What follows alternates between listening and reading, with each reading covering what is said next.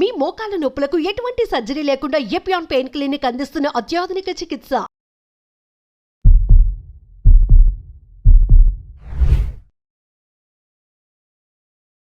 నమస్కారం. మనతో పాటు డాక్టర్ ఇమద్ గారు ఉన్నారు. వారు ఎంబీబీఎస్ ఉస్మానియా యూనివర్సిటీలో చేసి భువనేశ్వర్ ఎయిమ్స్ లో ఎంసీహెచ్ చేశారు. అంటే సర్జికల్ ఆంకాలజీలో సూపర్ స్పెషలైజేషన్ చేశారు. వారిని అడిగి ఈ క్యాన్సర్ ఎందుకు వస్తుంది, ఎన్ని రకాల క్యాన్సర్లు ఉన్నాయి, అసలు క్యాన్సర్ అంటే డెఫినేషన్ ఏంటి, క్యాన్సర్ని ఎలా చూడాలి, నివారణ ఉపాయాలు, అలాగే మనం క్యాన్సర్ని అవాయిడ్ చేయడానికి అవకాశం ఉందా లేదా, ఈ క్యాన్సర్ చుట్టూ వారి ద్వారా కొన్ని విషయాలు మనం తెలుసుకునే ప్రయత్నం చేద్దాం. నమస్కారం ఇమద్ గారు. అసలు ఈ క్యాన్సర్ అనేది మనకు బాగా వినపడుతున్న మాట ఇప్పుడు. అవును, ఒకప్పుడు తక్కువగా వినపడేది, ఇప్పుడు ఎక్కువ వినపడుతుంది కదా. ఏంటి క్యాన్సర్ అనేది, దీని క్యాన్సర్ మనం ఎలా డిఫైన్ చేయాలి, క్యాన్సర్ అసలు ఎలా చూడాలి అసలు ఆ టర్మ్ ని? ఇప్పుడు క్యాన్సర్ అనేది ఒక కామన్, మనకు ఎక్కడైనా మీరు వింటారు క్యాన్సర్ అని ఒక బీమారి. ఇప్పుడు చాలా కామన్ గా మనం చిన్నప్పుడు ఏదో ఒక పేషెంట్ కి క్యాన్సర్ జరిగేది అని అట్లా వినేవాళ్ళం. కానీ ఇప్పుడైతే ప్రతి ఫ్యామిలీలో ఎవరికైనా క్యాన్సర్ అవుతుందని మనం వింటాం. ఒకటి ఏంటంటే మనం అర్థం చేసుకోవాల్సింది, క్యాన్సర్ అనేది ఒకటే బీమారి కాదు. క్యాన్సర్ శబ్దం అర్థం ఏంటంటే ఏదైనా బాడీలో అబ్నార్మల్ గ్రోత్ అవుతుంది. ఎక్కడైనా బాడీలో లివర్ ఉన్నా లేకపోతే లంగ్స్ ఉన్నా ఏదైనా సెల్స్ కొంచెం అబ్నార్మల్ గా గ్రో అవడం మొదలు. నార్మల్ గ్రోత్ అయితే ప్రతి అందరికీ కొంచెం నార్మల్ గ్రోత్ అయితే అవుతా ఉంటుంది. కొన్ని సెల్స్ చనిపోతూ ఉంటాయి, నార్మల్ సెల్స్ రీప్రొడ్యూస్ అవుతూ ఉంటాయి. బట్ క్యాన్సర్ అనేది అబ్నార్మల్ గ్రోత్ అవుతుంది. అది ర్యాపిడ్ గా గ్రో అవుతుంది. గ్రో అయిన వల్ల బాడీలో స్ప్రెడ్ అయిపోతుంది. కొంచెం సెల్స్ అబ్నార్మల్ గా బిహేవ్ చేస్తున్నారు. దానికి క్యాన్సర్ అర్థం అంటే అదే. ఇప్పుడు అర్థం చేసుకోవాల్సింది ఏంటంటే క్యాన్సర్ ఎందుకు అట్లా అవుతుంది, దానికి కారణాలు ఎందుకు, ఏమేమి ఉన్నాయి, ఎక్కడెక్కడి నుంచి స్టార్ట్ అవుతుంది, అది ప్రతి ఆర్గన్ లో దానికి కారణాలు వేరే ఉంటాయి. ఒకటే బీమారి లాగా మనం క్యాన్సర్ కన్సిడర్ చేయలేం. వేరే వేరే ఆర్గన్స్ లో వేరే వేరే కారణాలు ఉంటాయి, వేరే వేరే ట్రీట్మెంట్ మార్గాలు ఉంటాయి. మనకు సేమ్ ట్రీట్మెంట్ ప్రతి ఆర్గన్ కి ఇవ్వలేం. మనం కొన్ని ఆర్గన్స్ కి మనకు సర్జరీ వల్ల తగ్గుతుంది, కొన్ని ఆర్గన్స్ కి మనం సర్జరీ చేసినా లాభం ఉండదు, కీమోథెరపీ ఇవ్వాల్సిన అవసరం పడుతుంది, కొన్ని ఆర్గన్స్ కి రేడియేషన్ ఇవ్వాల్సిన అవసరం పడుతుంది, కొన్నిటికి అన్ని కలిపి ఇవ్వాల్సిన అవసరం పడుతుంది. సో ప్రతి ఆర్గన్ లో వేరే వేరే క్యాన్సర్స్ వస్తాయి. వేరే వేరే క్యాన్సర్స్ కి వేరే వేరే ట్రీట్మెంట్ మనకు ఇవ్వాల్సిన అవసరం పడుతుంది. ఇప్పుడు క్యాన్సర్ అంటే ఒకప్పుడు గ్యారంటీగా చచ్చిపోతారు అనే ఒక ఉండేది, ఇప్పుడు ఎలా చూడాలి క్యాన్సర్? అది చాలా కామన్ మిస్కన్సెప్షన్ అండి, చచ్చిపోతారని. ఇది ఇంతకు ముందు మనకు ట్రీట్మెంట్ ఆపర్చునిటీస్ ఎక్కువ లేకుండే, ట్రీట్మెంట్ ఆపర్చునిటీస్ ఉన్నా కూడా అవేర్నెస్ లేకుండే క్యాన్సర్ అవుతే మనం ట్రీట్మెంట్ చేయొచ్చు అని జనాలకి ఎక్కువ మందికి తెలియదు అనమాట. అది చాలా కామన్ మిస్గైడెన్స్ జనాల్లో. అది అర్థం చేసుకోవాలి మనకి. క్యాన్సర్ ఏదైనా వేరే బీమారి లాగా క్యాన్సర్ కూడా ఒక బీమారి. ఇప్పుడు బీపీ షుగర్ ఉంది, బీపీ షుగర్ కి మనం మొత్తానికి ఇది కంట్రోల్లో డిసపియర్ చేయలేం, కానీ దానికి జీవితం అంతా కంట్రోల్లో పెడతారు. దానివల్ల పేషెంట్ చనిపోతారని అట్లా ఏముండదు. అట్లానే క్యాన్సర్ వల్ల కూడా పేషెంట్ చనిపోతారని 100% ఏముండదు. అర్లీ స్టేజెస్ లో డయాగ్నోజ్ అయితే మొత్తం 100% మనం పేషెంట్ క్యూర్ చేసే అవకాశం ఉంటుంది. అది ఇగ్నోర్ చేసి దానికి ట్రీట్మెంట్ జరగదు అట్లానే వదిలేస్తే అప్పుడు ఆ బీమారి కొంచెం అడ్వాన్స్ స్టేజ్ లో అయ్యి అప్పుడు డెత్ అయ్యే అవకాశం ఉంటుంది. బట్ దానికి కరెక్ట్ ట్రీట్మెంట్ కరెక్ట్ టైంలో తీసేసుకుంటే మనకు పేషెంట్ కి మంచి జరిగే అవకాశం ఉంటుంది. అంటే ఇప్పుడు క్యాన్సర్ ట్రీట్మెంట్ అర్లీగా తెలుసుకొని క్యాన్సర్ గా ట్రీట్మెంట్ కరెక్ట్ గా తీసుకుంటే క్యాన్సర్ తగ్గిపోతుంది. క్యాన్సర్ వల్ల సావు దాకా వెళ్లకుండా లైఫ్ ఉంటుంది. అయితే ఈ ట్రీట్మెంట్ తర్వాత క్యాన్సర్ ని అతను క్యాన్సర్ ని గెలిచిన వ్యక్తిగా మనం చెప్పొచ్చు అండి. క్యాన్సర్ అట్లా చాలా సర్వైవల్ మనకు జనాలు మీకు ఇప్పుడు క్యాన్సర్ అవేర్నెస్ కోసం ఏదైనా పేషెంట్స్ కూడా మీరు మాట్లాడాలి. పేషెంట్స్ కూడా వాళ్ళ స్టోరీస్ మీకు చెప్తారు. వాళ్ళు ఎట్లా క్యాన్సర్ వాళ్ళకి డయాగ్నోజ్ అయింది, క్యాన్సర్ లో ఎట్లా ట్రీట్మెంట్ తీసేసుకున్నారు, ఇంకా వాళ్ళు క్యాన్సర్ కి మొత్తం ట్రీట్మెంట్ తీసేసుకొని బ్యాక్ టు నార్మల్ లైఫ్ ఉంటారు. సో క్యాన్సర్ కి డిఫీట్ చేసేసి వాళ్ళు బ్యాక్ టు నార్మల్ లైఫ్ అయిపోతారు. అట్లా చాలా మంది మీ ముందు చాలా ఎగ్జాంపుల్స్ ఉంటాయి. ఇప్పుడు సోషల్ మీడియా వల్ల కూడా చాలా మంది పేషెంట్స్ కూడా ముందుకి వచ్చి వాళ్ళ స్టోరీ చెప్పుకొని వాళ్ళు షేర్ చేస్తున్నారు అవేర్నెస్ లాగా. వేరే పేషెంట్స్ కూడా వాళ్ళకి చూసి ఇన్స్పైర్ అయ్యి వాళ్ళు కూడా ట్రీట్మెంట్ తీసేసుకొని వాళ్ళ జీవితం బ్యాక్ టు నార్మల్ తీసుకొని రావడానికి ప్రయత్నం చేయొచ్చు. సో ఈ విధంగా ఈ ట్రీట్మెంట్ అయిన తర్వాత క్యాన్సర్ నార్మల్సీకి వచ్చిన తర్వాత, తగ్గిపోయిన తర్వాత, నేను షుగరు బీపీ ఎలాగో అది ఆర్డర్ మెయింటైన్ డిజార్డర్స్ కదా, అవి మెయింటైన్ చేసుకో లైఫ్ లాంగ్ మన టాబ్లెట్స్ వాడుకుంటూ మెయింటైన్ చేసుకోవచ్చు. దానివల్ల చచ్చిపోరు అన్నారు కదా. సో క్యాన్సర్ కూడా అటువంటిదే, మనం ముందుగా కనుక కనుక్కుంటే అన్నారు. సో ఆఫ్టర్ ఈ ట్రీట్మెంట్ తర్వాత హెల్దీగా ఉంటుందా లైఫ్ వాళ్ళది, లైఫ్ లాంగ్? చాలా వరకు హెల్దీగానే ఉంటుందండి. ఇప్పుడు ఏదైనా సర్జరీ జరిగిందంటే ఏదో స్కార్ కనిపిస్తుంది తప్ప ఇంకా ఏం లాంగ్ టర్మ్ సైడ్ ఎఫెక్ట్స్ పెద్దగా ఏమి ఉండవు. కీమోథెరపీ వల్ల కూడా లాంగ్ టర్మ్ సైడ్ ఎఫెక్ట్స్ చాలా తక్కువ. రేడియేషన్ వల్ల కూడా లాంగ్ టర్మ్ సైడ్ ఎఫెక్ట్స్ చాలా తక్కువ. కొంచెం ట్రీట్మెంట్ అయినప్పుడు కొంచెం మైల్డ్ సైడ్ ఎఫెక్ట్స్ ఉంటాయి. అవి ఓవర్ 2-3 months టైం ట్రీట్మెంట్ అయిపోయినాక సైడ్ ఎఫెక్ట్ మెల్లగా మెల్లగా వెళ్ళిపోతాయి. సో దాని తర్వాత patient back to normal life ఉంటారు. ఇంకా 2-3 years అయిపోయి వాళ్ళ జాబ్లో అయినా వాళ్ళ ఫ్యామిలీలో అయినా బిజీ అయ్యి వాళ్ళ క్యాన్సర్ జరిగిందని కూడా మర్చిపోతారు. మేమే వాళ్ళకి ఫోన్ చేసి పేషెంట్ మీరు ఎలా ఉన్నారా, బాగున్నారా, ఒకసారి ఫాలోఅప్కి రండి, ఎట్లా ఉన్నారని మేము అడగాల్సి వస్తుంది. వాళ్ళంతా మంచిగా అయిపోయిందని మర్చిపోతారు. జనరల్గా రకరకాల క్యాన్సర్స్ ఉన్నాయి కదా, రకరకాల ఆర్గాన్స్ వస్తాయి, రకరకాల క్యాన్సర్స్ ఉన్నాయి కదా. ఏ క్యాన్సర్ పేషెంట్స్ బాగా నార్మల్ గా ఉంటారు ట్రీట్మెంట్ తర్వాత? మోస్ట్ కామన్ మన ఇండియాలో క్యాన్సర్స్ ఉండేది breast cancer is very common. Thyroid cancer is also very common. ఈ రెండు క్యాన్సర్స్ లో బ్రెస్ట్ అయినా థైరాయిడ్ క్యాన్సర్ లో అయినా almost 95% patients back to normal అయిపోతారు. అర్లీ స్టేజ్ లో బ్రెస్ట్ క్యాన్సర్ డయాగ్నోజ్ అయినా థైరాయిడ్ క్యాన్సర్ డయాగ్నోజ్ అయినా ట్రీట్మెంట్ చాలా మంచి ఆప్షన్స్ అవైలబుల్ ఉన్నాయి ప్రస్తుతానికి.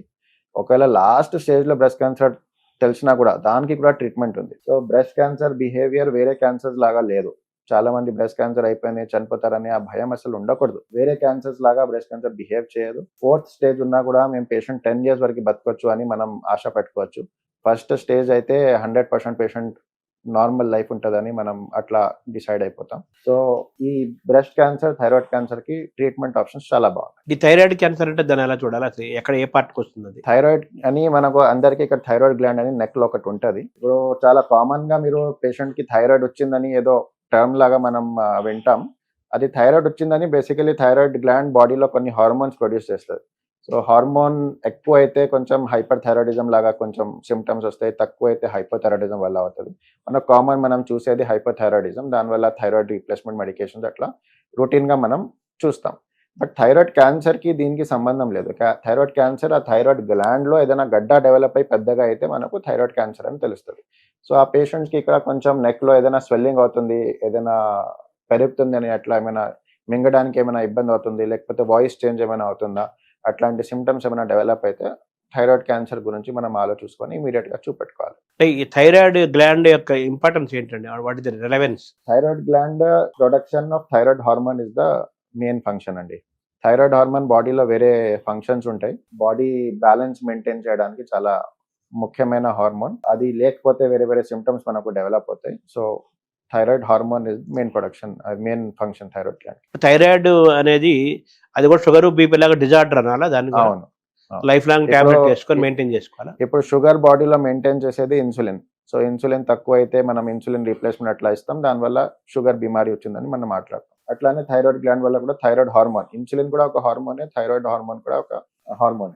అది కూడా బాడీ వేరే ఫంక్షన్స్ కి మెయింటైన్ చేస్తుంది. అది కూడా బాడీకి ఇంపార్టెంట్. సో థైరాయిడ్ వచ్చిన వాళ్ళందరికీ కూడా థైరాయిడ్ క్యాన్సర్ రావాలని ఏం లేదు కదా? అట్లా ఏం లేదండి, అసలు దానికి సంబంధం కూడా లేదు.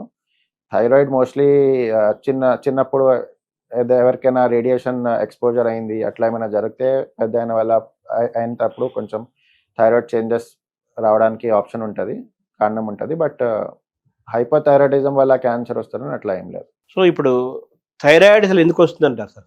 ఇన్బ్యాలెన్స్ అంటారు కదా, డిజార్డర్ ఎందుకు వస్తుంది?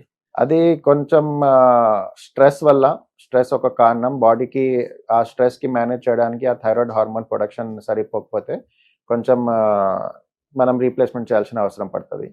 అప్పుడప్పుడు కొంచెం డైటరీ హ్యాబిట్స్ ఉంటాయి, కొంచెం ఎక్కువ కాలీఫ్లవర్ లాంటి వెజిటేబుల్స్ తిన్న వల్ల కూడా థైరాయిడ్ ప్రొడక్షన్ కొంచెం తగ్గుతుంది. దానివల్ల కూడా ఈ హైపర్ థైరాయిడిజం అట్లాంటి సిమ్టమ్స్ వచ్చే అవకాశం ఉంటుంది. ఈ థైరాయిడ్ డేంజరస్ మామూలేనా? డేంజరస్ ఏం కాదండి, నార్మల్ రొటీన్ బిమారీ, జస్ట్ దానికి రీప్లేస్మెంట్ తీసుకుంటే సరే. డిజార్డర్ తర్వాత ఏది బాగా రిస్కీ క్యాన్సర్స్ అంటే లైఫ్ రిస్క్ క్యాన్సర్స్ అంటే ఏమి అని చెప్పాలి? లైఫ్ రిస్క్ అంటే మోస్ట్లీ మనకు వచ్చేది కడుపులో పిత్త, గాల్ బ్లాడర్, లేకపోతే ప్యాంక్రియాస్ అని ఒక ఆర్గన్ ఉంటుంది. ఇవి కొంచెం డేంజరస్ క్యాన్సర్స్. ఈ క్యాన్సర్స్ లో ప్రాబ్లం ఏంటంటే ఈ రొటీన్ గా మనకు ఏం కంప్లైంట్ లేకుండా లోపల పెరుగుతాయి. పిత్తాల్లో అయినా ప్యాంక్రియాస్ లో అయినా గడ్డ తయారయ్యి మెల్లగా పెరుగుతుంది. లోపల మనకు ఏం తెలియదు, నొప్పి ఏం తెలియదు, ఏమి ఇబ్బంది ఏమి ఉండదు, వామిటింగ్ లాంటివి తినడానికి అసలు ఏమి ఇబ్బంది ఉండదు పేషెంట్కి. అది గ్రో అయ్యి అడ్వాన్స్ అయ్యి 3rd స్టేజ్ 4th స్టేజ్కి వెళ్ళినప్పుడు పేషెంట్కి ఏదైనా సిమ్టమ్ స్టార్ట్ అవుతుంది. జాండీస్ అయినా వస్తుంది, లేకపోతే కడుపు నొప్పి అయినా. అది అడ్వాన్స్ స్టేజ్లో తెలుస్తుంది. ఆ స్టేజ్కి వెళ్ళిపోయిన తర్వాత తెలుస్తుంది కాబట్టి మనకు కొంచెం ఆ స్టేజ్లో ట్రీట్మెంట్ కష్టం అయిపోతుంది. సో అందుకని అది సైలెంట్ కిల్లర్స్ అంటారు దానికి. గాల్ బ్లాడర్ క్యాన్సర్ అయినా, ప్యాంక్రియాటిక్ క్యాన్సర్ అయినా silently they grow in side. మనకు లాస్ట్ స్టేజ్ వరకే తెలియదు. అందుకనే కొంచెం డేంజరస్. ఇప్పుడు ఫ్యాటీ లివర్ అన్నమాట కూడా బాగా వింటున్నాం ఈ మధ్య. అవును. ఈ ఫ్యాటీ లివర్కి క్యాన్సర్ ఏమైనా జర్నీ జరిగే అవకాశం ఉందా? ఫ్యాటీ లివర్కి డైరెక్ట్ క్యాన్సర్కి అయితే లింక్ అయితే ఏం లేదండి. ఫ్యాటీ లివర్ మోస్ట్లీ ఒబిసిటీ వల్ల అవుతుంది. మనం తినే డైట్ వల్ల ఫ్యాట్ ఎక్కువ తింటే, ఫ్రైడ్ ఫుడ్స్ ఎక్కువ తింటే దానివల్ల బాడీలో ఫ్యాట్ స్టోరేజ్ ఎక్కువైన వల్ల ఫ్యాటీ లివర్ అవుతుంది.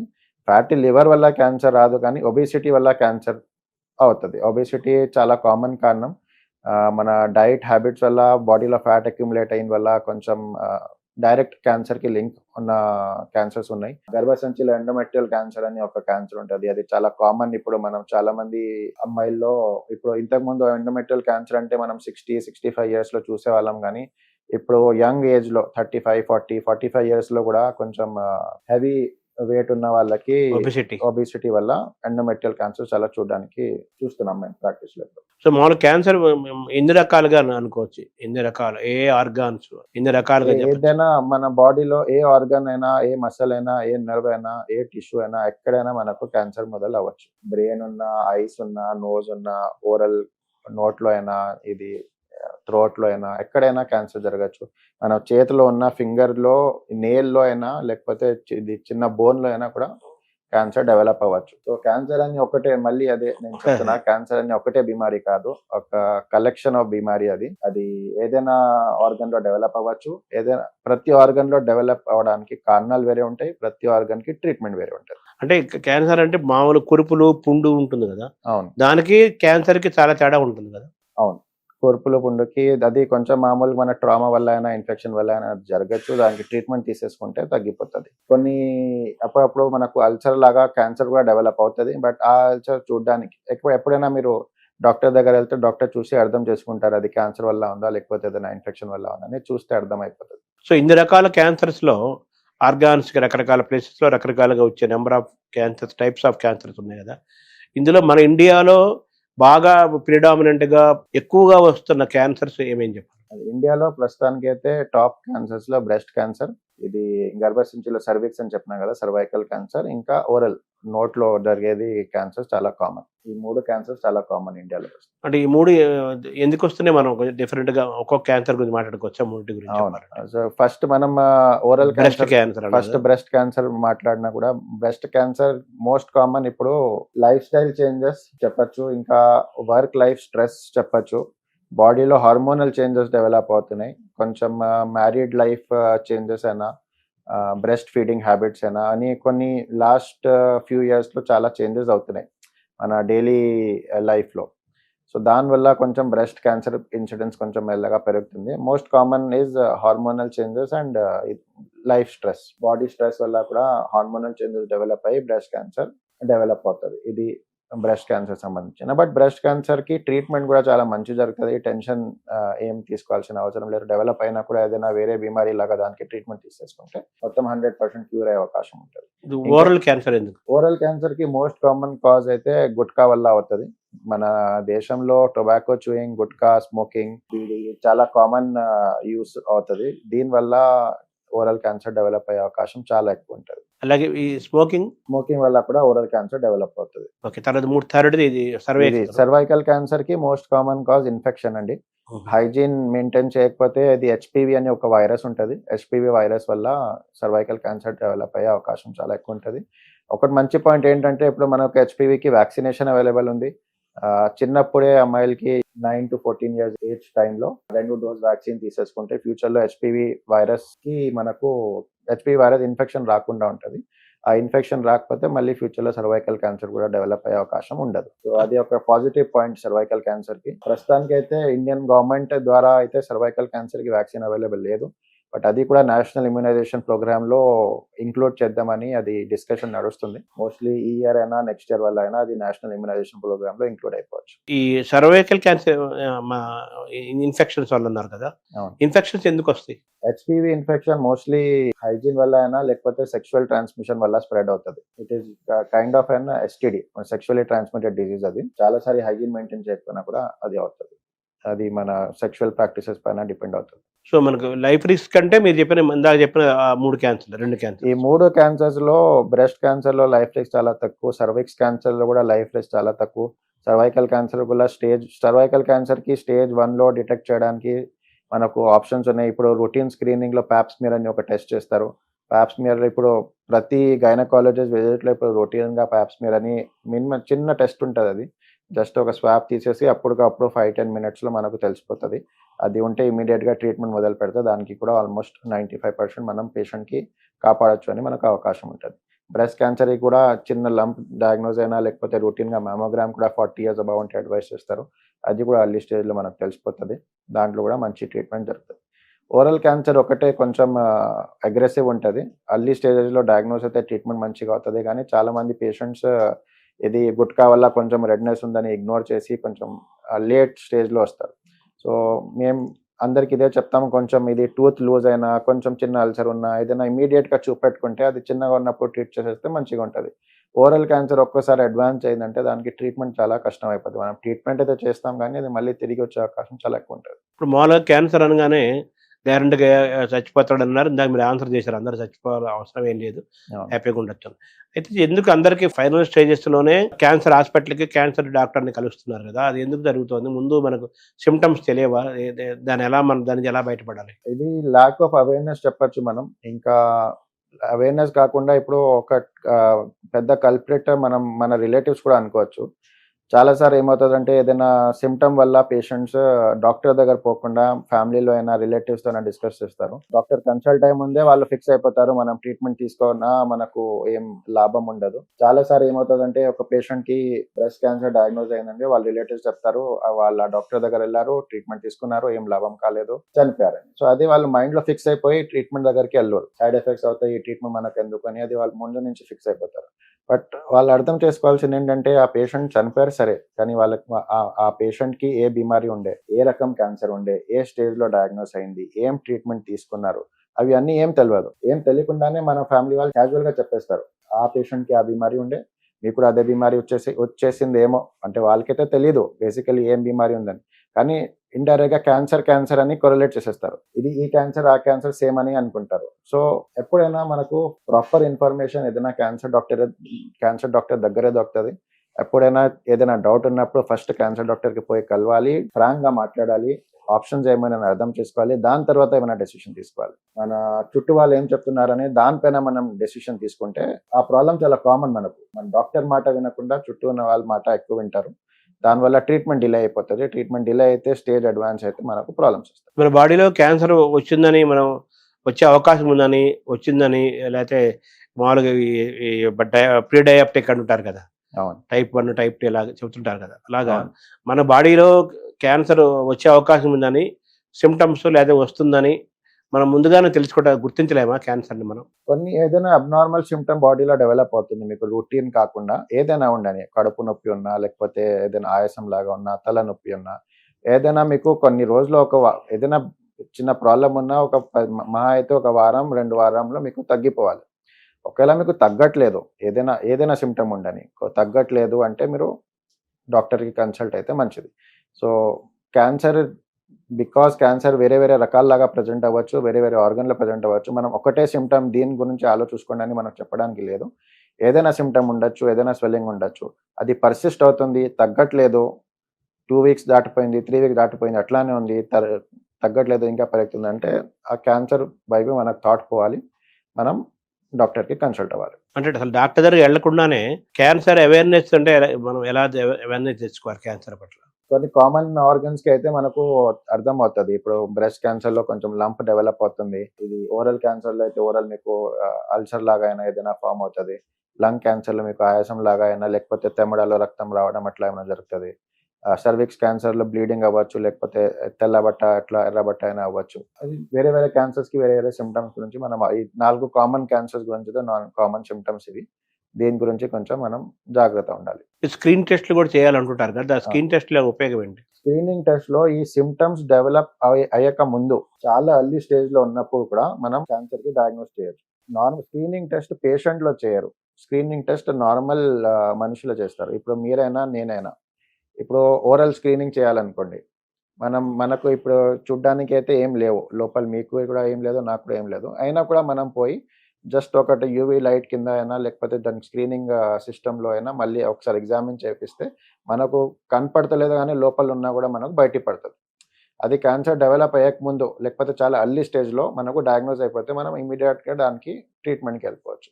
ఇప్పుడు బ్రెస్ట్ క్యాన్సర్‌లో కూడా లంప్ తెలిస్తేనే పేషెంట్‌కి తెలుస్తది. ఏదైనా మనకు గడ్డలాగా తయారైంది. అప్పటి వరకు పేషెంట్‌కి తెలవదు. అదే మామోగ్రామ్‌లో ఆ గడ్డ డెవలప్ అయ్యకముందు చిన్న లీజన్ ఉన్న అది చేతికి తెలియట్లేదు కానీ స్కాన్‌లో పికప్ అయిపోతది. అది చాలా ఎర్లీ స్టేజ్ ఉంటది. దానికి మనం ఇమ్మీడియేట్‌గా ట్రీట్మెంట్ గురించి ఆలోచించుకోవాలి. అంటే ఇప్పుడు మామూలుగా ఈ మధ్య బాడీ చెకప్‌లన్నీ ఫుల్ బాడీ చెకప్స్ అనేది ప్యాకేజీ అన్నీ చాలా బాగా ప్రచారం అవుతున్నాయి కదా! అవును. ఈ ఇయర్లీ వన్స్ చేసుకోవటమో, 6 మంత్స్ వన్స్ 6 మంత్స్‌కి ఒకసారి చేసుకోవాలనో, ఇలా రకరకాలుగా ప్రచారం జరుగుతుంది కదా! సో, ఈ బాడీ చెకప్‌లో భాగంగా క్యాన్సర్ చెకప్ ఏమైనా సెపరేట్ టెస్ట్ ఉంటుందా దానికి? కొన్ని రొటీన్ మనకు స్క్రీనింగ్ మెథడ్స్ ఉంటాయి. స్క్రీనింగ్ ప్రోటోకాల్స్ ఉంటాయి. బ్రెస్ట్ క్యాన్సర్‌కి అయితే 40, 45 ఇయర్స్ దాటిన తర్వాత ఇయర్లీ వన్స్ అయినా 2 ఇయర్‌కి ఒక్కసారైనా మామోగ్రామ్ ఒకటుంటది. సర్విక్స్ క్యాన్సర్‌కి ఇయర్లీ వన్స్ పాప్ స్మియర్ ఉంటది. ఇంకా కడుపులో ఉన్న కోలాన్ క్యాన్సర్‌కి కొలనోస్కోపీ అని రొటీన్ మనకు స్క్రీనింగ్ టెస్ట్‌లుంటాయి. అది కూడా 50 ఇయర్స్ దాటిన తర్వాత ఇయర్లీ వన్స్ అయినా, 3 ఇయర్స్‌లో అయినా, 5 ఇయర్స్‌లో వన్స్ అయినా చేయించుకుంటే మంచిది. కొన్ని మనకు స్పెసిఫిక్ ప్రోటోకాల్స్ ఉంటాయి. మేము యాక్చువల్లీ రొటీన్‌గా పేషెంట్స్‌కి అడ్వైస్ కూడా చేస్తాం. ఇప్పుడు అవేర్‌నెస్ వల్ల చాలామంది పేషెంట్స్ కూడా ఆ ఫెసిలిటీకి ఉపయోగం చేసుకొని ఆ ట్రీట్మెంట్ చేయించుకుంటున్నారు. ఈ టెస్ట్‌లు మామూలుగా క్యాన్సర్ హాస్పిటల్స్ కాకుండా మామూలు అన్ని మామూలు హాస్పిటల్స్ అన్ని హాస్పిటల్స్‌లో జరుగుతాయండి. అవైలబుల్‌గా ఉంది. మామూలుగా క్యాన్సర్ హాస్పిటల్‌లో క్యాన్సర్ ట్రీట్మెంట్ ఎక్కువ జరుగుతది. ఈ టెస్ట్‌లు వేరే హాస్పిటల్‌లోనే ఎక్కువ జరుగుతాయి. అవును. క్యాన్సర్ తర్వాత కదా క్యాన్సర్ క్యాన్సర్ తర్వాతనే హాస్పిటల్‌కెళ్తాం. క్యాన్సర్ హాస్పిటల్‌కి ఎళ్తారు. అవును. ఈ టెస్ట్‌లు క్యాన్సర్ హాస్పిటల్‌లో పెట్టుకొని లాభం లేదు. మన కామన్ హాస్పిటల్స్‌లో మన ఏదైనా నార్మల్ డయాగ్నోస్టిక్ సెంటర్స్‌లో ఈ టెస్ట్ అవైలబుల్ ఉంటాయి. అవును. ఎక్కడైనా వెళ్లి చేయించుకోవచ్చు. సో, ఇప్పుడు ఈ క్యాన్సర్ అనేది పెరుగుతూనే ఉంది. తర్వాత సర్జరీస్ అన్నారు మీరు. సర్జరీస్ ద్వారా గూడా క్యాన్సర్‌ని మనం అరికట్టవచ్చని చెబుతున్నారు. సో, సర్జరీకి, క్యాన్సర్‌కి లింక్ ఏంటి? సర్జరీ వల్ల ఏమైనా ఉపయోగం ఉంటుందా? క్యాన్సర్ మనకు ఎర్లీ స్టేజ్‌లో ఉన్నప్పుడు ఒక లోకల్ ప్లేస్‌లో ఉంటది. ఫర్ ఎగ్జాంపుల్ ఇప్పుడు బ్రెస్ట్‌లో ఒక చిన్న ఏరియాలో ఉంది. అది ఎక్కడ స్ప్రెడ్ కాలేదు. సో, ఆ లోకల్ ఏరియాలో ఉన్నప్పుడు స్ప్రెడ్ కాకముందు మనం సర్జరీ చేస్తే ఆ లోకల్ ఏరియా తీసేస్తే క్యాన్సర్‌కి తీసినట్టు అర్థం. అట్లాంటి సిట్యుయేషన్‌లో సర్జరీ మనకు హెల్ప్ అవుతది. స్ప్రెడ్ అయిపోయిన తర్వాత ఇక్కడి నుంచి బాడీలో లివర్‌కి, లంగ్‌కి ప్రతి చోటకి స్ప్రెడ్ అయిపోయిన తర్వాత మనం సర్జరీ చేసి ఈ గడ్డ తీస్తాం అంటే దానికి లాభం ఉండదు. ఇది ఒకటే తీసి లాభం ఉండదు. వేరే చోట్ల ఎక్కడ ఆల్రెడీ స్ప్రెడ్ అయిపోయింది. సో, ఎర్లీ స్టేజెస్‌లో స్ప్రెడ్ అయ్యకముందు మనకు సర్జరీకి డెఫినెట్ అడ్వాంటేజ్ ఉంటది. ఆ గడ్డ తీసేస్తే మనకు పేషెంట్‌కి క్యూర్ చేసే అవకాశం ఉంటది. ఓకే. తర్వాత ఇప్పుడు లైఫ్ స్టైల్‌కి క్యాన్సర్‌కి లింక్ చెప్పారు కదా! అవును. ఎందుకు లైఫ్ స్టైల్ క్యాన్సర్‌కి what is the link? So, మనకు రీసెంట్ ఇయర్స్‌లో లైఫ్ స్టైల్‌లో చాలా చేంజెస్ వచ్చినాయి. మనకు స్లీపింగ్ హ్యాబిట్స్ ఉన్నా, ఈటింగ్ హ్యాబిట్స్ ఉన్నా, లేకపోతే డైలీ మన లైఫ్ హ్యాబిట్స్ ఉన్నా చాలా చేంజెస్ వచ్చినాయి. ఇంతకుముందు చిన్నప్పుడు అయితే proper 8-8 like minimum 10 hours sleep అని ఒకటి ఉండేది. కానీ ఇప్పుడైతే రాత్రి అసలు సరిగ్గా పడుకోవట్లేదు. ఇంకా ఈటింగ్ హ్యాబిట్స్‌లో కూడా ఇంటి ఫుడ్ కన్నా బయట ఫుడ్ ఎక్కువ తింటున్నారు. ఫ్రైడ్ ఫుడ్ ఉన్నా, జంక్ ఫుడ్ ఉన్నా ఈ హ్యాబిట్స్ కొంచెం మనకు ఎక్కువైపోయినాయి. ఇంకా ఎక్స్‌పోజర్ టు పొల్యూషన్ మనకు డైలీ లైఫ్‌లో బయట మనం రోడ్‌లో బైక్‌లో పోయినా కూడా చాలా ఒక సిగరెట్ కన్నా 10 సిగరెట్ తాగినట్టు దానికి మనకు పొల్యూషన్ వల్ల ఎఫెక్ట్ రోజుకి వస్తది. సో, ఇవన్నీ లైఫ్ స్టైల్ హ్యాబిట్స్ వల్ల మనకు క్యాన్సర్ రిస్క్ మెల్లగా పెరుగుతుంది. ఇప్పుడు ఫుడ్ హ్యాబిట్స్‌లో కూడా మనకు జంక్ ఫుడ్‌లో ప్రాసెస్డ్ ఫుడ్ అంటే వాళ్ళు కలరింగ్ ప్రొడక్ట్స్ మిక్స్ చేసిన ఏదైనా ప్రిజర్వేటివ్స్ మిక్స్ చేసి అది లాంగ్ టర్మ్ వరకే ఉండాలి, పాడకుండా ఉండాలని ఏదైనా కెమికల్స్ దాంట్లో మిక్స్ చేస్తారు. ఫ్రెష్ ఫుడ్ చాలా తక్కువ తింటున్నారు ఈ మధ్య మనం. చాలా ప్రిజర్వ్డ్ ఫుడ్, ప్రాసెస్డ్ ఫుడే తింటున్నారు. దానివల్ల ఆ కెమికల్స్ ఇంటేక్ వల్ల కూడా మనకు క్యాన్సర్ డెవలప్ అయ్యే అవకాశం ఉంటది. క్యాన్సర్ జనరల్‌గా ఏ వయసులో వాళ్ళకి ఎక్కువొచ్చే అవకాశం? ఏ వయసని అట్లా ఏం లేదు. మామూలుగా అయితే ఎక్కువ ఏజ్‌లోనే కామన్ ఉంటది క్యాన్సర్. మోస్ట్‌లీ 60, 65 దాటిన తర్వాతనే క్యాన్సర్ కామన్ ఉంటది. బట్ ఎర్లీ ఏజ్‌లో కూడా రావచ్చు. చిన్న పిల్లల్లో కూడా రావచ్చు. మిడిల్ ఏజ్‌లో కూడా రావచ్చు. అడ్వాన్స్ ఏజ్‌లో కూడా రావచ్చు. స్పెసిఫిక్ ఏజ్ లేదు. ఇంతకుముందు అయితే మనం ఎక్కువగా 65, 70 దాటిన తర్వాత చూసేవాళ్ళం గానీ, ఇప్పుడు కొంచెం యంగర్ ఏజ్‌లో కూడా క్యాన్సర్ చాలా కామన్ అయిపోయింది. చిన్న పిల్లలకు కూడా క్యాన్సర్ వస్తుంటారు కదా! ఎందుకు ఆ! చిన్న పిల్లల్లో క్యాన్సర్ అంటే అది మరి చిన్న పిల్లల్లో మోస్ట్‌లీ క్యాన్సర్ కారణం జెనెటిక్ ఉంటది. కొన్ని క్యాన్సర్స్ మనకు హెరిడిటరీ ఉంటాయి. హెరిడిటరీ అంటే జీన్స్ వల్ల మదర్, ఫాదర్ జీన్స్ వల్ల మనకు బేబీకి వచ్చే అవకాశం ఉంటది. కొన్ని జెనెటిక్ క్యాన్సర్స్ ఉంటాయి. మోస్ట్‌లీ చిన్న పిల్లల్లో వచ్చే క్యాన్సర్ జెనెటిక్ కారణాల వల్ల అవుతాయి. సో, చిన్న పిల్లల్లో వచ్చే క్యాన్సర్‌ను క్యూరబులా? మెజారిటీ క్యాన్సర్స్ క్యూరబులే ఉంటాయి. ఇప్పుడు న్యూరోబ్లాస్టోమా, విల్మ్స్ ట్యూమర్ ఇవన్నీ చిన్న పిల్లల్లో డెవలప్ అయ్యి బ్లడ్ క్యాన్సర్ అయినా చిన్న పిల్లల్లో డెవలప్ అవుతాయి గానీ, దానికి మనకు ట్రీట్మెంట్ ఆప్షన్స్ మంచిగానే ఉంటాయి. అసలు క్యాన్సర్ రాకుండా ఉండాలంటే, అవాయిడ్ చేయకుండా ఉండాలంటే మనం ఏం చేయాలి? ఏం చేయకూడదు? Dos, don'ts. హెల్తీ హ్యాబిట్స్ ఉండాలి లైఫ్లో. బ్యాలెన్స్డ్ డైట్ మెయింటైన్ చేయాలి. కొన్ని ఫ్రెష్ ఫుడ్ పైన కాన్సన్ట్రేషన్ ఎక్కువ ఉండాలి మనకి. ప్రిజర్వేటివ్స్ అవాయిడ్ చేయాలి. జంక్ ఫుడ్ అవాయిడ్ చేయాలి. రెడ్ మీట్ వల్ల కూడా క్యాన్సర్ డెవలప్ అవుతుంది. సో రెడ్ మీట్ కూడా అన్ని మొత్తానికి తినకూడదు అని చెప్పాను, కానీ అవాయిడ్ చేయడం మంచిది. ఎప్పుడో ఒకసారి తింటే ఓకే, బట్ రోజు ఏం తినకూడదు. చికెన్, ఫిష్ ఇస్ హెల్దీ, తినచ్చు. చికెన్ లో కూడా ఇప్పుడు మనకు ప్రాసెస్డ్ చికెన్ దొరుకుతుంది, అది అవాయిడ్ చేసి కొంచెం హెల్దీ చికెన్ తింటే మంచిది. ఎగ్స్ కూడా హెల్దీ ఎగ్స్ తింటే మంచిది. వెజిటేరియన్ ఉన్నారంటే మీకు వెజిటేరియన్ పైన కూడా ఫ్రెష్ వెజిటేబుల్స్ పైన కాన్సన్ట్రేట్ చేయాలి. ఇది ఎక్కువ రోజు ఫ్రిడ్జ్ లో పెట్టుకొని, ఇప్పుడు ఎట్లా అయిపోయిందంటే, ఇప్పుడు మనం ఫర్ ఎగ్జాంపుల్ మనం యాపిల్ అనుకున్నాం. ఇంతకు ముందు యాపిల్ ఒకటి తీసుకొని మనం ఇంట్లో పెట్టేవాళ్ళం అంటే ఒక 2-3 days లో పాడేది. ఇప్పుడు మీరు ఒక యాపిల్ కొనుక్కొని ఫ్రిడ్జ్ లో ఒక 3 months పెట్టినా కూడా అట్లానే ఉంటది, అసలు మారదు. అది ఎట్లా యాపిల్ ఎట్లా జనరేట్ అవుతుందంటే, దానికి చాలా కెమికల్స్ ఉన్నాయి, దానికి చాలా రీసెర్చ్ చేసి దానికి మాడిఫై చేసి అట్లా యాపిల్ మనకు తయారవుతుంది. సో అవి అన్ని రోజు పెట్టుకొని మనం తింటే మనకు కూడా బాడీకి ఎఫెక్ట్ అవుతుంది. సో ఎప్పుడైనా ఫ్రెష్ ఉన్నప్పుడే తినేసేయాలి. ఫ్రెష్ ఫ్రూట్స్ ఉన్నా, ఫ్రెష్ వెజిటేబుల్స్ ఉన్నా, మిల్క్ ప్రొడక్ట్స్ ఉన్నా, ఏదైనా ఫ్రెష్ ఉన్నప్పుడు తినేస్తాం మనకు మంచిది. అంటే ఫ్రిడ్జ్ లో పెట్టిన ఫ్రూట్స్ అసలు తినచ్చా, తినకూడదు? తినచ్చు అన్ని, కానీ ఒక 1-2 days అయితే ఓకే. మరి 2 weeks 3 weeks పెట్టుకొని తినడం మంచిది కాదు. తర్వాత మీరు చెప్పారు లైఫ్ స్టైల్ వల్ల, హెల్త్ ఫుడ్ హ్యాబిట్స్ వల్ల క్యాన్సర్ పెరుగుతుంది అన్నారు కదా. ఎటువంటి బ్యాడ్ హ్యాబిట్స్ లేకుండా ఉండేవాళ్ళు, అలాగే రూరల్ సెక్టార్లో, పల్లెటూరులో ఉండే వాళ్ళకి కూడా క్యాన్సర్ పెరుగుతుంది, అది ఎందుకంటారు? మోస్ట్లీ ఇప్పుడు రూరల్ ఏరియాలో అయితే అగ్రికల్చర్ కూడా ఒకటి ఇంపార్టెంట్ విషయం. అగ్రికల్చర్ లో కూడా మనకు వాడే కెమికల్స్ అయినా, ఇన్సెక్టిసైడ్స్ అయినా, దాని వల్ల కూడా మనకు ఫార్మర్స్ కి అయినా దానికి ఎక్స్పోజర్ ఉంటుంది. ఇప్పుడు కొంతమందికి ఫార్మర్ ఇండస్ట్రీలో ఇన్వాల్వ్ అవ్వకపోయినా వాళ్ళు కొంచెం ఫ్యాక్టరీస్ లో అయినా పనిచేస్తారు. ఇంకా చాలా మంది రూరల్ ఏరియాస్ లో పక్కనున్న ఫ్యాక్టరీస్ లో కూడా ఎక్స్పోజర్ అవుతుంది. ఫ్యాక్టరీస్ వల్ల వాళ్ళ ఇండస్ట్రియల్ వేస్ట్ ఉంటుంది, అది వాళ్ళు వాటర్లో అయినా సాయిల్లో అయినా రిలీజ్ చేస్తారు. దానికి గవర్నమెంట్ ద్వారా అయితే క్వాలిటీ కంట్రోల్స్ ఉంటాయి పొల్యూషన్ కాకుండా ఉండడానికి, బట్ కొంచెం అయితే మనకు రూరల్ ఏరియాలో కూడా దానికి ఎక్స్పోజర్ ఉంటుంది. అర్బన్ ఏరియా కన్నా రూరల్ ఏరియాకి కొంచెం ఫ్యాక్టరీ వేస్ట్ మెటీరియల్ కి ఎక్స్పోజర్ కొంచెం ఎక్కువ ఉంటుంది. దానివల్ల కూడా క్యాన్సర్ డెవలప్ అయ్యే అవకాశం ఉంటుంది. అంటే ఈ క్యాన్సర్ లో మనం రూరల్ కి, అర్బన్ కి, సిటీస్ కి మధ్య తేడా ఉంటుందా క్యాన్సర్ రావటం లైఫ్ స్టైల్లో? ఇప్పుడు అర్బన్ ఏరియాలో మీకు కొంచెం ఇది స్టమక్ క్యాన్సర్, ఇట్లాంటి బ్రెస్ట్ క్యాన్సర్, ఇట్లాంటి క్యాన్సర్ డెవలప్ అయ్యే కొంచెం టైప్ ఆఫ్ క్యాన్సర్ కొంచెం వేరే ఉంటుంది. అర్బన్ ఏరియాలో మీకు కొంచెం అర్లీ స్టేజ్ లో కూడా డయాగ్నోస్ అవుతుంది, కొంచెం అవేర్నెస్ ఎక్కువ ఉంది కాబట్టి. రూరల్ ఏరియాస్ లో కొంచెం అడ్వాన్స్ స్టేజ్ లోనే వాళ్ళు ముందుకు వస్తారు. వాళ్ళు అర్లీ స్టేజ్ లో వెళ్ళి చూపెట్టుకోరు. చాలా మంది స్పెషల్లీ బ్రెస్ట్ క్యాన్సర్ ఇప్పుడు 65-70 years లో కొంచెం లంప్ అవుతుందంటే వాళ్ళు మా ఫ్యామిలీ వాళ్ళకి ఎందుకు ఇబ్బంది పట్టాలి, ఇది ఏది తగ్గిపోతుంది అట్లా వాళ్ళు వదిలేస్తారు. అది వదిలేసి 6 months 1 year అట్లా వదిలేసి అది మొత్తం పెరిగిపోయి అది అల్సరేట్ అయ్యి అక్కడి నుంచి చాలా డిశ్చార్జ్ లాగా మొదలయ్యి అడ్వాన్స్ స్టేజ్ కి వెళ్ళిపోయిన తర్వాత వాళ్ళు డాక్టర్ దగ్గరికి వెళ్తారు. అర్థం చేసుకోవాలి, చిన్నగా ఉన్నప్పుడు వాళ్ళు ట్రీట్మెంట్ చేయించుకుంటే మంచిది. ఫ్యామిలీ పైన ప్రెషర్ పడుతుందని ఆ భయంతో మనం సొంత హెల్త్ గురించి ఆలోచించుకోకపోతే బాగోదు. ఆ అవేర్నెస్ కొంచెం మనకు చాలా ఇంపార్టెంట్. ఇప్పుడంతా గట్ హెల్త్, మైక్రోబయాము, ఈ మాటలు బాగా అందరూ మాట్లాడుతున్నారు. అన్ని స్పెషలైజ్డ్ డాక్టర్స్ కూడా. దీనికి క్యాన్సర్ కి ఏమైనా లింక్ ఉంటుంది? బేసికలీ ఈ గట్ హెల్త్ ఇవి అన్ని ఎందుకు బయటికి వస్తున్నాయంటే, మనం ఒక బ్యాలెన్స్డ్ హెల్తీ డైట్ మెయింటైన్ చేయట్లేదు. మనం బ్యాలెన్స్డ్ హెల్తీ డైట్ మెయింటైన్ చేస్తే ఇవన్నీ ఏం అవసరం లేదు. ఆ హెల్తీ డైట్ వల్లనే ఇది కంట్రోల్లో వచ్చేస్తుంది. ఇప్పుడు అందరు డాక్టర్స్ దానిపైన ఎందుకు ఫోకస్ చేస్తున్నారంటే, మనం అంతా చెప్పిన పేషెంట్స్ అయినా లేకపోతే జనరల్ పాపులేషన్ అయినా వాళ్ళ వర్క్ లైఫ్ బ్యాలెన్స్ వల్ల వాళ్ళు they are not able to, అంటే రోజు ఇంట్లో ఫుడ్ తయారు చేసి తినడానికి టైం దొరకట్లేదు, అంత బిజీ అయిపోయారు అందరూ. అందుకనే ఈ ఆప్షన్స్ సప్లిమెంటరీగా అడ్వైస్ చేస్తున్నారు. But always normal healthy food balanced diet is 100 times better than any supplement. So మామూలుగా ఒకప్పుడు వ్యాయామం చేసేవాళ్ళు కాదు, మామూలుగా న్యాచురల్ గా భోజనం చేసేవాళ్ళు, న్యాచురల్ గా తిరుగుతుండేవాళ్ళు, న్యాచురల్ గా ఉండేవాళ్ళు. ఇప్పుడేమో వ్యాయామం చేయమంటున్నారు, ఫిజికల్ యాక్టివిటీ ముఖ్యమంటున్నారు, చాలా చెప్తున్నారు కదా, ఫుడ్ కూడా కంట్రోల్ చేయమంటున్నారు. ఎందుకని ఎక్కడ తేడా వచ్చింది ఒకప్పుడు జనరేషన్? ఒక జనరేషన్ ఎప్పుడు మనకు పాతకాలం వాళ్ళు ప్రత్యేకంగా వాకింగ్ వెళ్ళేవాళ్ళు కాదు అసలు. అది కరెక్టే, కానీ అర్థం చేసుకోవాల్సింది ఏంటంటే, ఇప్పుడు మనకు కంఫర్ట్ ఎక్కువైపోయింది లైఫ్ లో. నేను చిన్నప్పుడైనా మీరు చిన్నప్పుడైనా మనకు బస్ అయినా, కార్ అయినా, బైక్ అయినా ఏమి అవైలబుల్ లేకుండే. ఏదైనా చిన్న పనికైనా నడుచుకొని పోవాలి. ఇప్పుడు ఇంటి దగ్గర ఒక 100 meters లో గ్రాసరీ స్టోర్ పోవడానికి మన పిల్లలకి ఏదైనా ఇది పట్టుకొని రండి అని 100 meters పక్కనే ఉంటుంది, పక్కన గల్లీలో, దానికి కూడా నడుచుకొని పోరు. వాళ్ళు సైకిల్ అయినా కావాలి, బైక్ అయినా కావాలి, లేకపోతే వాళ్ళు వెళ్ళరు.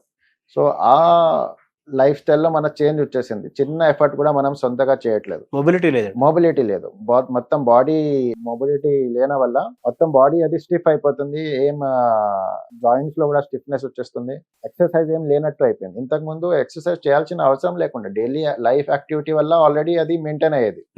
న్యాచురల్ గా అది మెయింటైన్ అయ్యేది. ఇప్పుడు మనం అంతా లగ్జరీకి అంత కంఫర్ట్ కి అలవాటు అయిపోయినామంటే మనకు ఎక్సర్సైజ్ చేయాల్సిన అవసరం పడుతుంది అది దానికి మెయింటైన్ చేయడానికి. మామూలుగా బ్రెయిన్ స్ట్రోక్స్, బ్రెయిన్ హెమరేజెస్ ఇవి బాగా పెరుగుతున్నాయి. అవి కూడా సో బ్రెయిన్ కూడా క్యాన్సర్ పెరుగుతుంది, వస్తుందా? బ్రెయిన్ లో కూడా క్యాన్సర్ వస్తుంది.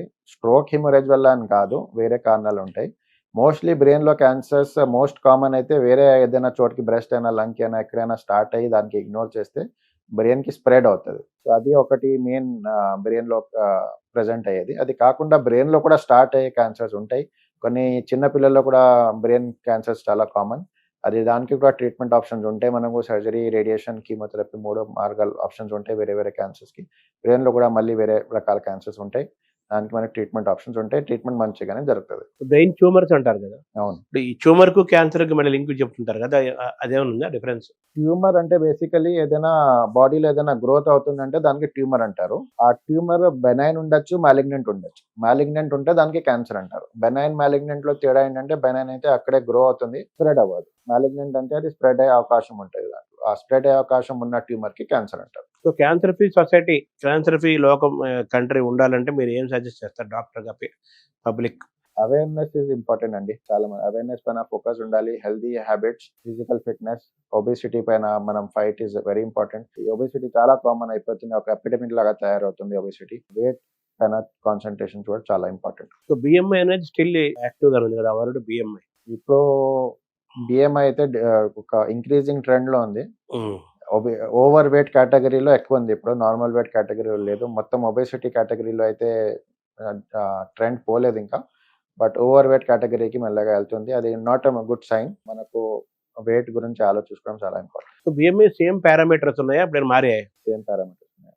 ఇప్పుడు క్యాన్సర్ ట్రీట్మెంట్స్ రకరకాలుగా ఉన్నాయి. కీమోథెరపీ అంటారు, రేడియేషన్ అంటారు, చాలా ఉన్నాయి కదా. యాక్చువల్లీ ట్రీట్మెంట్స్ ఏమేమి రకాలు ఉన్నాయి సార్ యాక్చువల్గా? ఇప్పుడు మనకు రొటీన్ గా మనం కామన్ గా వినేది అయితే సర్జరీ గురించి వింటాం, కీమోథెరపీ అని వింటాం, రేడియేషన్ అని, ఇది మనం కామన్ గా వింటాం. ఇది కాకుండా మనకు చాలా వేరే ట్రీట్మెంట్ ఆప్షన్స్ కూడా రీసెంట్ రీసెర్చ్ వల్ల చాలా డెవలప్ అయినాయి. మనకు ఇప్పుడు ఎట్లా అయిపోయిందంటే ఈ క్యాన్సర్ లో ఈ జీన్ డిఫెక్ట్ వల్ల ఈ క్యాన్సర్ డెవలప్ అవుతుందని అంతవరకు డెప్త్ లో మనకు తెలిసింది. సో ఆ జీన్ కి టార్గెట్ చేసేది స్పెసిఫిక్ టార్గెటెడ్ థెరపీ అని అంటారు. ఆ డైరెక్ట్ వెళ్ళి ఆ జీన్ కి టార్గెట్ చేసి క్యాన్సర్ కి మొత్తం క్యూర్ చేసే అవకాశం ఉంటాయి. మనకు జెనెటిక్ బాడీలో ఏ జెనెటిక్ మోడిఫికేషన్ వల్ల క్యాన్సర్ డెవలప్ అవుతుందని మనకు తెలుస్తుంది. రీసెర్చ్ వల్ల ఆ జెనెటిక్ మోడిఫికేషన్ కి టార్గెట్ చేసేది మనకు డ్రగ్స్ డెవలప్ అవుతుంది. సో ఆ డ్రగ్ టార్గెటెడ్ థెరపీ అంటాం. మనం స్పెసిఫిక్ గా వెళ్ళి ఆ టార్గెట్ కి ఫినిష్ చేసే పొటెన్షియల్ ఉంటుంది ఆ డ్రగ్ లో. దాని వల్ల కూడా ట్రీట్మెంట్ అడ్వాన్స్, సైడ్ ఎఫెక్ట్స్ కూడా చాలా తక్కువ ఉంటాయి. బాడీలో వేరే చోటుకి ఏం ఎఫెక్ట్ రాదు. టార్గెటెడ్ థెరపీ అంటారు. దానికి ఇమ్యూనోథెరపీ కూడా ఇంకో ఆప్షన్ ఉంటుంది మనకు. ఇప్పుడు ఇమ్యూనోథెరపీలో బాడీకి ఇమ్యూనిటీ స్ట్రాంగ్ చేసేసి క్యాన్సర్ కి ఫైట్ చేసే దానికి ఫోకస్ ఉంటుంది. సో అది ఇమ్యూనోథెరపీ కూడా చాలా ఇప్పుడు రాపిడ్ గా మన ట్రీట్మెంట్ ప్రోటోకాల్స్ లో వస్తున్నాయి. దానిపైన కూడా చాలా రీసెర్చ్ డెవలప్ అవుతుంది. ఈ కీమోథెరపీ, రేడియేషన్ కాకుండా టార్గెటెడ్ ఇమ్యూనోథెరపీ ఆప్షన్స్ కూడా చాలా వస్తున్నాయి మనకి. అంటే మనకి ఈ రోగ నిరోధక శక్తి, రెసిస్టెన్స్ పవర్ పెరుగుతుందా ఇమ్యూనోథెరపీ వల్ల? ఇమ్యూనోథెరపీ వల్ల రెసిస్టెన్స్ పవర్, ఆ రోగంకి ఫైట్ చేసే శక్తి పెరుగుతుంది బేసికల్. సో జెనెటిక్స్ కి, జీన్స్ కి క్యాన్సర్ కి ఏమైనా లింక్ ఉందా? చాలా మెయిన్ లింక్ మనకు క్యాన్సర్ కి జెనెటిక్స్ కేనే ఉంటది. బేసికలీ క్యాన్సర్ ఏదైనా అబ్నార్మల్ గ్రోత్ కి అంటారు. మన బాడీలో మన నార్మల్ గ్రోత్ ఏదైనా, ఇప్పుడు మనకు స్కిన్ కట్ అయిందంటే స్కిన్ మళ్ళీ గ్రో అయ్యి ఫిక్స్ అవుతుందంటే దానికి మన నార్మల్ సెల్స్ గ్రో అవుతున్నాయి. ఆ ప్రతి సెల్ గ్రో అవ్వడానికి కారణం జీన్స్ ఉంటాయి. జీన్స్ ఎట్లా ఫంక్షన్ అవుతున్నాయి, ప్రతి సెల్ లో డిఎన్ఏ ఉంటది. ఆ డిఎన్ఏ వల్ల జీన్స్ ఫామ్ అవుతాయి. జీన్స్ ఎట్లా మనకు మెయింటైన్ చేసి బాడీకి ప్రతి సెల్ ఫంక్షన్ కి మెయింటైన్ చేస్తాయి. ఆ జెనెటిక్ మేకప్ లో ఏదైనా తేడా వస్తే, అది ఫంక్షన్ బ్యాడ్ అయితేనే ఆ నార్మల్ గ్రోత్ అబ్నార్మల్ అయిపోతుంది. అబ్నార్మల్ గ్రోత్ వల్ల పెరిగి అది క్యాన్సర్ కి డెవలప్ అవుతుంది. సో లింక్ స్టార్ట్ అయితే జెనెటిక్స్ నుంచే అవుతుంది. అంటే మామూలుగా వాళ్ళ జీన్స్ లో అంత ముందు తల్లిదండ్రులు, తాత ముత్తాతల్లో షుగర్ కానీ, హార్ట్ ప్రాబ్లమ్స్ కానీ ఏదైనా ఉంటే మళ్ళీ వాళ్ళ ఫ్యామిలీ ఎవరికైనా వచ్చే అవకాశం ఉంది అంటుంటారు. అలా క్యాన్సర్ కూడా, క్యాన్సర్ లో కూడా హెరిడిటరీ క్యాన్సర్స్ ఉంటాయి. మనకు ఫ్యామిలీలో మదర్ నుంచి డాటర్ నుంచి మళ్ళీ గ్రాండ్ డాటర్ కి కూడా స్ప్రెడ్ అయ్యే క్యాన్సర్స్ మనకు ఉన్నాయి. దానికి మనం హెరిడిటరీ క్యాన్సర్స్ అంటారు. కొన్ని జీన్స్ ఉంటాయి. బరాకా జీన్ అని ఒక కామన్ బ్రెస్ట్ క్యాన్సర్ లో మనం మాట్లాడేది జీన్, అది కొన్ని ఫ్యామిలీస్ లో బరాకా జీన్ రన్ అవుతుంది.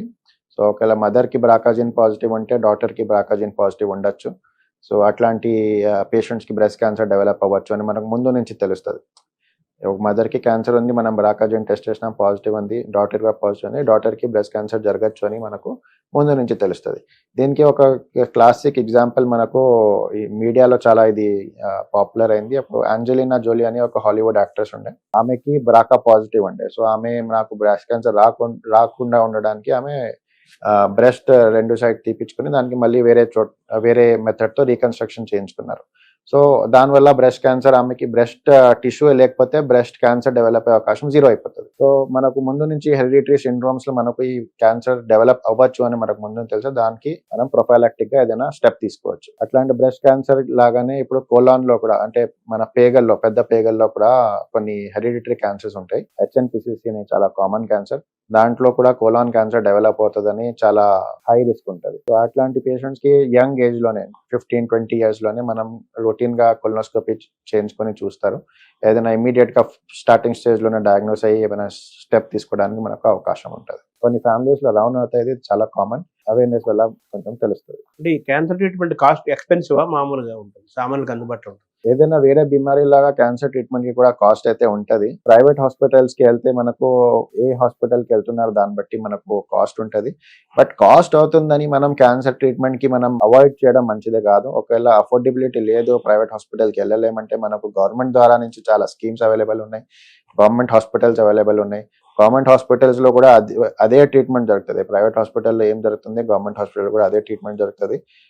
మనం డబ్బులు పెట్టుకోలేమని దాని వల్ల ట్రీట్మెంట్ తీసుకోకపోవడం మంచిది కాదు. సో క్యాన్సర్ కి ఇచ్చే ట్రీట్మెంట్ టఫ్ గా ఉంటుందా, పేషెంట్ తట్టుకోగలుగుతాడా, ఎలాగుంటుంది? చాలా మంది పేషెంట్స్ ఈజీగానే తట్టుకుంటారు, అంత టఫ్ ఏమి ఉండదు. చాలా మంది ఇప్పుడు వింటారు కీమోథెరపీ అంటేనే ఒక భయం వచ్చేస్తుంది. కీమోథెరపీ వల్ల నాకు చాలా సైడ్ ఎఫెక్ట్స్ వస్తాయి, ఏదేదో అవుతుంది, చాలా ఆ పేరు విని చాలా మంది భయపడతారు. నిజం అట్లా ఏం ఉండదు. జస్ట్ కొంచెం వీక్నెస్ లాగా, అది కూడా ఒక పీరియడ్ ఆఫ్ 4-5 months వల్ల. మనము జీవితంలో 70-80 years ఉంటాం. ఆ 70-80 years లో 4-5 months కోసం మనం ట్రీట్మెంట్ తీసుకునేది, దానికి మనం ఎక్కువ భయపడకూడదు. అది కూడా మొత్తం బెడ్ లో పడిపోతారని అట్లా ఏం ఉండదు. జస్ట్ కొంచెం వీక్నెస్ ఉంటది, కొంచెం రెస్ట్ తీసుకోవాల్సి ఉంటది, కొంచెం అప్పుడప్పుడు తింటే కొంచెం తినబుద్ధి అవ్వట్లేదు, అట్లని కొన్ని సిమ్టమ్స్ ఉంటాయి. దానికి కూడా సపోర్టివ్ గా మనం కీమోథెరపీ ఇచ్చినప్పుడు ఆ ట్రీట్మెంట్, సపోర్టివ్ ట్రీట్మెంట్ కూడా, దానికి ఏదైనా నాజియా లాగా అవుతుంది, దానికి ఏదైనా మెడిసిన్ రాస్తారు. సో ఆ వీక్నెస్ కోసం కూడా మెడిసిన్స్ ఉంటాయి. అది మెయింటైన్ చేసుకుంటా హాస్పిటల్ ద్వారా సపోర్ట్ తో అది నడుస్తుంది. విదిన్ 4-5 months లో అది ఈజీగా కొంచెం టాలరేట్ చేసుకుంటే అయిపోతుంది. దాని తర్వాత బ్యాక్ టు నార్మల్ ఉంటాం. ఇవన్నీ సైడ్ ఎఫెక్ట్స్ అంటారా వీటికి? అంతేనా? సైడ్ ఎఫెక్ట్స్ అంటే చిన్న సైడ్ ఎఫెక్ట్స్ ఉంటాయి. కొంతమందికి హెయిర్ లాస్ అవుతుంది, కొంతమంది వీక్నెస్, కొంతమందికి వామిటింగ్, ఏం తినబుద్ధి అవ్వదు. అది చిన్న సైడ్ ఎఫెక్ట్స్ ఉంటాయి. ఆ చిన్న సైడ్ ఎఫెక్ట్స్ కి ఇప్పుడు కీమోథెరపీ తీసుకుంటే చాలా ప్రాబ్లం అయిపోతుందని అట్లా ఒక భయం వచ్చేసింది. ఆ భయం ఏం అవసరం లేదు, నిజంగానే అట్లా జరగదు. ఒక 100 పేషెంట్స్ కి కీమోథెరపీ ఇస్తే ఏదో ఒక పేషెంట్ కి కొంచెం ఎక్కువ సైడ్ ఎఫెక్ట్స్ వస్తాయి, 99 పేషెంట్స్ కి పెద్ద సైడ్ ఎఫెక్ట్స్ ఏం రావు. అది కాస్ట్లీయా కీమోథెరపీ? కీమోథెరపీలో కూడా చాలా వేరే డ్రగ్స్ ఉంటాయి. కొన్ని డ్రగ్స్ కాస్ట్లీ ఉంటాయి, కొన్ని డ్రగ్స్ చాలా చీప్ ఉంటాయి, కొన్ని డ్రగ్స్ అయితే 100-200 కి ఉంటాయి, కొన్ని డ్రగ్స్ 50-60,000 కూడా ఉంటాయి. సో అది బీమారీ బట్టి ఏం డ్రగ్ ఇస్తున్నారు దాన్ని బట్టి ఉంటది. అది కూడా మీకు ఒకవేళ ఇన్సూరెన్స్ ఉంటే ఇన్సూరెన్స్ లో కవర్ అవుతుంది, లేకపోతే గవర్నమెంట్ స్కీమ్ ఉంటే గవర్నమెంట్ స్కీమ్ లో కవర్ అవుతుంది. అవైలబిలిటీ ఆప్షన్స్ అయితే ఉంటాయి. మనకు చాలా మంది ట్రస్ట్ సపోర్ట్ వాళ్ళు కూడా ఉంటారు, వాళ్ళు కూడా హెల్ప్ చేస్తారు. కాస్ట్ అవుతుందని మనం ట్రీట్మెంట్ తీసుకోకూడదని అట్లా చేయకూడదు. ఓవరాల్ గా చూస్తే క్యాన్సర్ మనం డేంజరస్ గా చూడాలా, ఎలా చూడాలి క్యాన్సర్? డేంజరస్ గా అయితే ఎప్పుడు చూడకూడదు. ఏదైనా బీమారీ ఉన్నా మనకు ట్రీట్మెంట్ అవుతుందని మనం పాజిటివ్ గా ఉండాలి. పాజిటివ్ గా ఉండి మనం స్టెప్ ఫార్వర్డ్ తీసుకొని ట్రీట్మెంట్ కి ముందుకు వెళ్ళాలి, మంచిగా జరుగుతుంది. పాజిటివ్ థింకింగ్ వల్ల, కాన్ఫిడెంట్ గా ఉండటం వల్ల లోపల సెల్స్, మంచి సెల్స్, ఒక పేషెంట్ కి ఎప్పుడైనా ఒక సైకలాజికల్లీ కూడా చాలా ఇంపార్టెంట్. ఇది పేషెంట్ పాజిటివ్ గా ఫీల్ అయితే వాళ్ళు ట్రీట్మెంట్ కి అంత హ్యాపీగా తీసుకుంటారు, టైమ్లీగా తీసుకుంటారు. ఎప్పుడు డాక్టర్ చెప్తే దాని ప్రకారం మెడిసిన్ చేసుకుంటారు. అది కూడా ట్రీట్మెంట్ పైన ఈవెన్చువల్ గా ఎఫెక్ట్ అవుతుంది. ఇప్పుడు మేము ఒక రొటీన్ గా మేము ప్రాబ్లం ఫేస్ చేసేది మా ప్రాక్టీస్ లో, కొన్ని పేషెంట్ ఉంటారు, వాళ్ళ ఫ్యామిలీ వాళ్ళు వచ్చి మా పేషెంట్ కి చెప్పకండి మాకు క్యాన్సర్ ఉందని చెప్తారు. ఇది మీరు కూడా చాలా వాళ్ళు విని భయపడతారు, లేకపోతే విని ట్రీట్మెంట్ వద్దంటారు అని చాలా కామన్ గా ఇది మాకు ఒక ఆర్గ్యుమెంట్ వస్తుంది. సో మేము మా పేషెంట్స్ కైనా వాళ్ళ ఫ్యామిలీకైనా ఏం చెప్తామంటే, ఒక పేషెంట్ కి మీరు ఏం చెప్పకుండా రోజు ఒక హాస్పిటల్ కి తీసుకొని పోయి ఏదైనా ట్రీట్మెంట్ ఇస్తున్నారంటే పేషెంట్ కూడా ఆలోచిస్తారు, నాకు ఏమైంది, నాకు ఎందుకు తీసుకొని పోతున్నారు, నాకు ఏం ట్రీట్మెంట్ ఇస్తున్నారు, నాకు ఎవరేం చెప్పట్లేదు. ఆ క్యూరియాసిటీ పెరుగుతుంది. ఆ క్యూరియాసిటీ పెరుగుతుంది, ఇంకా ఎవరేం చెప్పట్లేదు కాబట్టి భయం కూడా పెరుగుతుంది. అదే పేషెంట్ కి మంచిగా మనం మాట్లాడుకుని ఓకే మొత్తం మనం డీటెయిల్ లో చెప్పకపోయినా కొంచెమైనా మనం క్లియర్ గా చెప్పి పేషెంట్ కి అర్థం చేసుకున్నట్లాగా చెప్పి పేషెంట్ కి కొంచెం పాజిటివ్ గా చెప్పి పేషెంట్ కి ఎంకరేజ్ చేసి పేషెంట్ కి కంఫర్ట్ ఇచ్చి ట్రీట్మెంట్ ఇస్తే పేషెంట్ కూడా హ్యాపీగా ట్రీట్మెంట్ తీసుకొని ముందుకు వెళ్తారు. నేను మంచిగా అయిపోతానని కాన్ఫిడెన్స్ లో ఉంటారు. ఏం చెప్పకుండా జస్ట్ రోజు ఒక ట్రీట్మెంట్ ఇస్తాను, పేషెంట్ డిప్రెషన్ లో వెళ్ళిపోతారు. నాకు ఏం జరుగుతుంది, ఎందుకు చెప్పట్లేదు, నేను చచ్చిపోతున్నానని నాకు చెప్పట్లేదు అని, అది ఇంకా దానికి నెగటివ్ ఎఫెక్ట్స్ ఎక్కువ ఉంటాయి. సో ఎప్పుడైనా మనం పేషెంట్ కి కాన్ఫిడెన్స్ లో తీసుకొని మంచిగా ఎక్స్ప్లెయిన్ చేసి పాజిటివ్ గా తీసుకొని వెళ్తే వాళ్ళ సైకలాజికల్ వెల్బీయింగ్ కూడా ఉంటుంది, మెంటల్ హెల్త్ వెల్బీయింగ్ ఉంటుంది. వాళ్ళతో ఈజీగా మాట్లాడుకొని వాళ్ళ డౌట్స్ క్లియర్ చేసి కన్విన్స్ చేసుకొని మనం ట్రీట్మెంట్ కి వెళ్తే వాళ్ళ అవుట్కమ్ కూడా అట్లానే బెటర్ ఉంటుంది. పేషెంట్ కి ధైర్యాన్ని ఇవ్వాలి కుటుంబ సభ్యులు, పేషెంట్ కి ధైర్యం ఇవ్వాలి. అలాగే పేషెంట్ కూడా చాలా హ్యాపీగా పాజిటివ్ గా ఉండాలి. అంటే ట్రీట్మెంట్ కి సపోర్ట్ చేసిన ఉంటుంది, తొందరగా క్యూర్ అవుతుంది. అవును, భయంలో కొంతమంది పేషెంట్స్ ట్రీట్మెంట్ మధ్యలో ఆపేస్తారు. కొంతమందికి ఒక పేషెంట్ కి ఏం చెప్పట్లేదు, డాక్టర్ ఏం చెప్పట్లేదు, ఫ్యామిలీ వాళ్ళు ఏం చెప్పట్లేదు అని, నాతో ఏమవుతుంది, నేను ఎందుకు ట్రీట్మెంట్ తీసుకోవాలి, నేను ఎలాగో చచ్చిపోతానని ఆ భయంతో పేషెంట్ నేను ట్రీట్మెంట్ తీసుకునే మధ్యలో ఆపిస్తారు. అట్లా జరగచ్చు, అట్లా చాలాసార్లు జరుగుతుంది కూడా. సో అందుకనే వాళ్ళు కొంచెం మంచిగా ఎక్స్ప్లెయిన్ చేసి వాళ్ళ కాన్ఫిడెన్స్ తీసుకొని వాళ్ళ ధైర్యం ఇచ్చుకొని మనం ట్రీట్మెంట్కి వెళ్తే అవుట్కమ్ బాగుంటుంది. కౌన్సిలింగ్ ఇస్తుంటారా పేషెంట్కి? 100% అండి. ప్రతి పేషెంట్కి మనం కౌన్సిలింగ్ ఇవ్వాలి. ఇప్పుడు మనం ఏదైనా ట్రీట్మెంట్ ఇస్తున్నారు, మనం పేషెంట్కి ఎక్స్ప్లెయిన్ చేస్తాం, ఈ సైడ్ ఎఫెక్ట్ మీకు డెవలప్ అవ్వచ్చు, దీనివల్ల మీకు ఈ ప్రాబ్లం రావచ్చు, ఈ ప్రాబ్లం వస్తే ఈ మెడిసిన్ ఉంటుంది, ఇది వేసుకోవాలి అంటే వాళ్ళు కూడా అర్థం చేసుకొని వాళ్ళ సొంత హెల్త్ పైన కాన్సన్ట్రేట్ చేసుకొని వాళ్ళ సొంత ట్రీట్మెంట్ పైన కాన్సన్ట్రేట్ చేసుకొని వాళ్ళు కొలాబరేషన్ బాగుంటుంది. పేషెంట్ డాక్టర్ మధ్యలో కొలాబరేషన్ బాగుంటుంది. ప్రతి పేషెంట్ కి సైడ్ ఎఫెక్ట్స్ వేరే ఉంటాయి, ప్రతి పేషెంట్ కి ట్రీట్మెంట్ రెస్పాన్స్ వేరే ఉంటుంది. సో డాక్టర్ కూడా ఏం చేస్తారంటే పేషెంట్ ప్రకారం ట్రీట్మెంట్ కూడా టైలర్ చేస్తారు. డోస్ అయినా లేకపోతే డ్యూరేషన్ అయినా అది టైలర్ చేస్తారు. సో పేషెంట్ కి మనం అంత మంచి కౌన్సిల్ చేస్తే వాళ్ళు కూడా వాళ్ళ డౌట్స్ మనతో క్లియర్ చేసుకుంటే వాళ్ళు కూడా కొంచెం ట్రీట్మెంట్ లో పాజిటివ్ ఉంటారు. సో క్యాన్సర్ ట్రీట్మెంట్ లో పేషెంట్ కు కౌన్సిలింగ్ ఇవ్వాలి, మంచిది. అలాగే కుటుంబ సభ్యులకు కూడా కౌన్సిలింగ్, పేషెంట్ తో పాటు పేషెంట్ ఫ్యామిలీ కౌన్సిలింగ్ ఆల్సో చాలా ఇంపార్టెంట్. ఎందుకంటే పేషెంట్ కి ఫ్యామిలీ సపోర్ట్ చాలా ముఖ్యం. వాళ్ళు ఈ డిఫికల్ట్ స్టేజ్ లో ఉన్నప్పుడు డాక్టర్ అయితే కౌన్సిల్ చేస్తారు, బట్ వాళ్ళు ఉండేది ఇంట్లో ఉండే వాళ్ళు ఫ్యామిలీ వాళ్ళు సపోర్ట్ ఇవ్వాలి. ఇప్పుడు కొంతమంది అయితే క్యాన్సర్ స్ప్రెడ్ అవుతుంది అని వాళ్ళు ఒక సెపరేట్ రూమ్ లో పెట్టిస్తారు. యాక్చువల్ అయితే క్యాన్సర్ ఏమి స్ప్రెడ్ అవ్వదు, అది వేరే బీమారీ లాగా లేదు, ఇది టచ్ తో స్ప్రెడ్ అవుతుంది.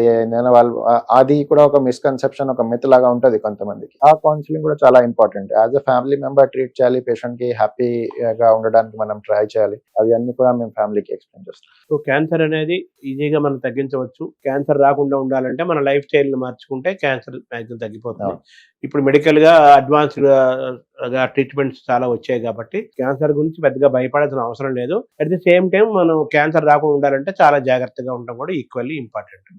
థ్యాంక్ యూ డాక్టర్ గారు.